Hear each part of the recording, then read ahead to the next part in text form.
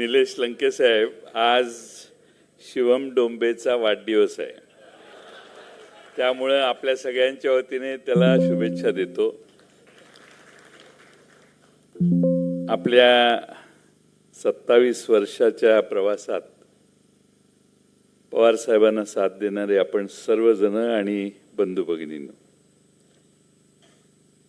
वेळ बराच झालाय आणि बहुतेकांनी सगळे मुद्दे मांडलेले आहेत. खरं म्हणजे या देशामध्ये राजकारण करताना समाजकारण करण्याचं काम आयुष्यभर साहेबांनी केलं. कोणाला विचारलं महिला धोरण कोणी आणलं तर साहेबांनी आणलं, महिलांना आरक्षण कोणी दिलं, साहेबांनी दिलं, देशातली सर्वात मोठी कर्जमाफी कोणी केली, साहेबांनी केली, अन्नधान्य देश निर्यातदार करण्याचं काम कोणाच्या काळात झालं, साहेबांनी केलं, मंडल आयोग सर्वात अंमलबजावणी कुणी पहिल्यांदा देशात केली, साहेबांनी केली, डॉक्टर बाबासाहेब आंबेडकरांचा नाव मराठवाडा विद्यापीठाला देऊन नामविस्तार कुणी केला, साहेबांनी केला. अशी अनेक कामं साहेबांनी केलेली आणि म्हणून त्या पायावर आपला पक्ष आणि आपला विचार उभा आहे. आपलं एक चुकलं की आपण कधी याचं ब्रँडिंग केलं नाही.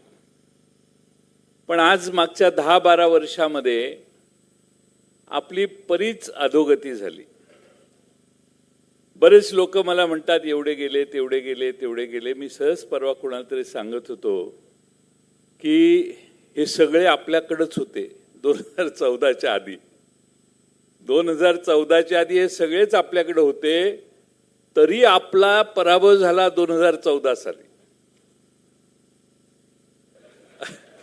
आणि मग हे हळूहळू सगळे तिकडे गेले, काय प्रॉब्लेम नाही.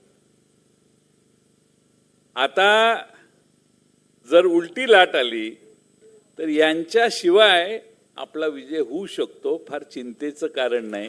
कारण जनता हा विचार करत असते, मतदार हा विचार करत असतो. आणि म्हणून आपण सगळ्यांनी मगासपासून उत्स्फूर्तपणाने भाषणं केली. सगळ्यात महत्त्वाचा प्रश्न हा डॉक्टर अमोल कोल्हेंच्या मालिकेचा आहे.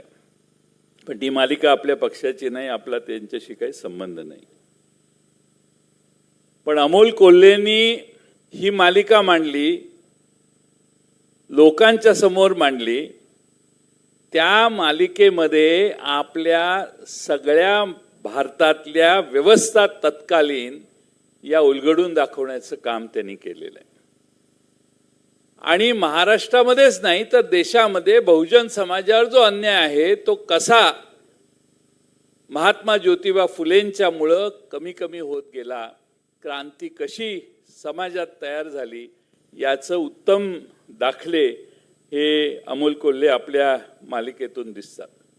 ठीक आहे, एका चॅनेलने तुमची मालिका बंद केली कारण सगळ्यांनीच त्यांना तुटून पडून सांगितलं की हे बंद करा. त्यामुळे ठराविक वर्ग असा आहे की ज्यांना ते मुठभर आहेत, पण समाजात आणि देशात त्यांचं आज प्राबल्य आहे. त्यामुळं काय दाखवायचं आणि काय नाही हे त्यांच्या बरंच हातात आहे. आणि म्हणून आपल्या सगळ्यांना क्षणभर असं वाटत असेल कसं होणार आपलं.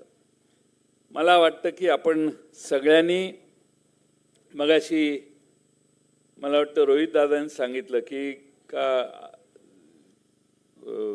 आमच्या आव्हाड साहेबांनी की तो मराठी माणूस कुठे गेलाय.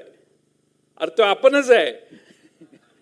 लढणारा मराठी माणूस कुठे गेलाय म्हणजे आपणच आहे. आपणच लढायचं आहे. शेवटी मराठी माणसाला दिशा दाखवण्याचं काम आपणच करायचं आहे आणि ते हळूहळू महाराष्ट्रासमोर होईल असा विश्वास मी बाळगतो. बरेच आकडेवारी आहे की ज्याच्यात आपली अधोगती झालेली आहे. जागतिक लोकशाही निर्देशांकात आपण पूर्वी 38 नंबरवर होतो, आता 108व्या नंबरवर गेलोय. इलेक्ट्रल ऑटोक्रसी मध्ये एका संस्थेनं नमूद केलेलं आहे, रँकिंग काढलेलं आहे. खरं म्हणजे एवढ्या अधोगतीकडे हा देश गेलाय, पण लोकांना कसं जाणवत नाही हाच खरा प्रश्न आहे. 12 वर्षात प्रेस फ्रीडम इंडेक्समध्ये आपण 157व्या क्रमांकावर गेलोय. ग्लोबल हंगर इंडेक्समध्ये 105व्या नंबरवर गेलोय. नेपाळ, बांगलादेश आपल्या पुढे आहेत. ग्लोबल पीस इंडेक्समध्ये आपण 115व्या क्रमांकावर आहे. HDI ह्युमन डेव्हलपमेंट इंडेक्समध्ये 130व्या नंबरवर आहे. 100च्या आत येणं देखील आता भारताला जमेना झालंय. हा आपल्या सगळ्यांनी नोंद घेण्याचा मुद्दा आहे. मी जास्त बोलण्यापेक्षा आज साहेबांनी जास्त बोललं पाहिजे.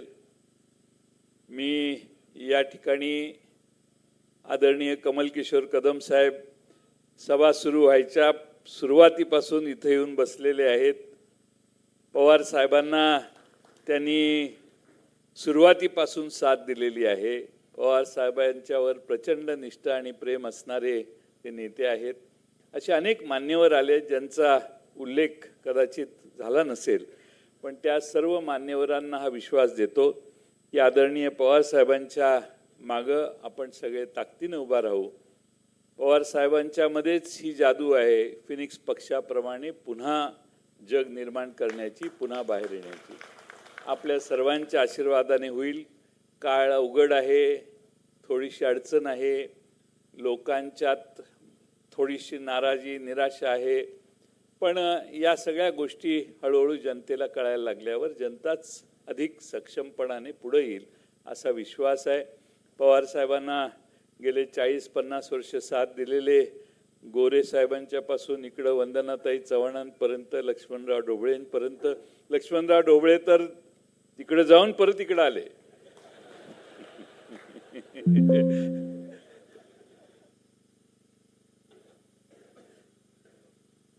अनुभव हा फार महत्वाचा असतो आणि लक्ष्मणराव ढोबळेंनी काढावी आणि बाहेर पडावं एवढीच विनंती या निमित्तानं करतो.